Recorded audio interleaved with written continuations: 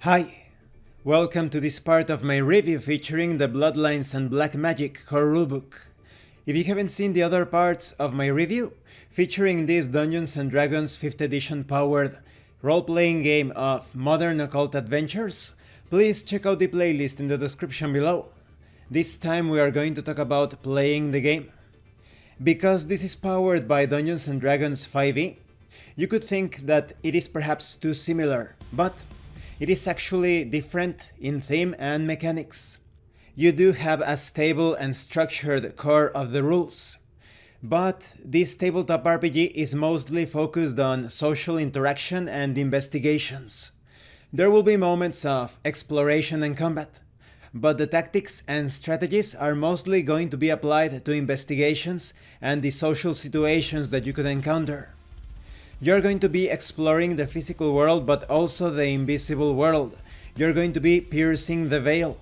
This ability is very important, and depending on your result, which is rolling a d8 plus your class die plus other bonuses, you obtain a degree of success. Perhaps you obtain perfect vision, maybe just a clear look into the void, or maybe it's a critical failure. The invisible world floods in violently, overwhelming you. Make a luck saving throw, and if you fail, you must complete a long rest before you can activate Pierce the Veil again. When it comes to combat, this has many possibilities. You're going to be using modern firearms, but also your spells, and perhaps some more ancient weapons. Because of the powers and weapons involved, combats in Bloodlines and Black Magic are usually short and brutal. It proceeds like your standard D20 affair. After all of the combatants take their positions, you roll initiative. Then everyone acts. When it comes to your actions, you can take basic attacks, you can cast spells, you can aid your allies, you can flank your enemies. For example, in case of flanking, you spend your attack action to grant an adjacent ally a bonus equal to your class die on their next melee attack. The combat rules cover all sorts of situations, such as fighting while flying, taking cover, critical hits, and when it comes to firearms, they are of course incredibly dangerous for several reasons. One of the primary reasons is fairly simple. When you score a critical hit with a firearm, you automatically double its damage dice, which explode, that is, they can be rolled again whenever the highest number on that die is rolled. This process continues until all dice have been rolled and none of the results have exploded. So dual weapon fighting, tackling, grappling, all sorts of unconventional fighting maneuvers can be carried out quite easily. There are also some optional rules, for example, failing forward and horrible happenings. If you roll a 1, you could apply failing forward. Something else happens that puts you at a disadvantage. It is not a complete fumble, but now you need to contend with an unforeseen challenge. And accepting this disadvantage actually grants a small bonus or boon later, once the player characters endure the penalty that the one produced.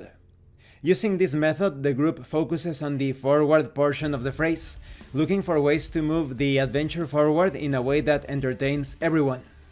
There is also the horrible happenings variation. Groups that use this method collect their ones in a misfortune pool. The Game Master then uses these ones as ad hoc penalties, which they apply to make the adventure harder going forward. The Game Master uses these ones to nudge characters towards more failures and their inevitable ends. There are also details concerning the damage types, immunity, resistance, vulnerability, pretty standard stuff. You also have details on wearing armor. A character wearing armor normally reduces ballistic damage they suffer. How this damage is suffered depends on the damage and the armor rating. So it is all pretty clear. When you first take a look at this section, it may look a bit crunchy, but it's all about covering every possible situation. Not all situations are going to be covered, but now you have guidelines on how to handle any situation within any combat. And this concludes this part of the review. In the next part, we are going to take a look at magic. Combat is pretty standard, it's your typical D20 based affair. You're going to be determining initiative, carrying out your attacks, moving around, casting spells, using technology, because after all, this is a modern setting. The only difference is that firearms, of course, are deadlier when compared to bows or arrows. And because of the spells that you can wield, after all, every character in this RPG is related to the occult in some way. You deal a lot more damage per round because of your magical abilities. That's why combats in this role-playing game are usually quite short. Thank you for watching this part of the review, and thank you for your likes and your comments. If you have any questions or comments, please let me know. And thank you so much to those of you that are going the extra mile to support the channel. If anyone else wishes to further support the channel, the information on how to do that will be in the description below. This has been Abraham L. Jaguar, a professional game master. If you want me to run a game for you, please check out the pinned comment. Once again, thank you, and remember, it is better to roleplay and fail in character than not to roleplay and fail as a player. See you later.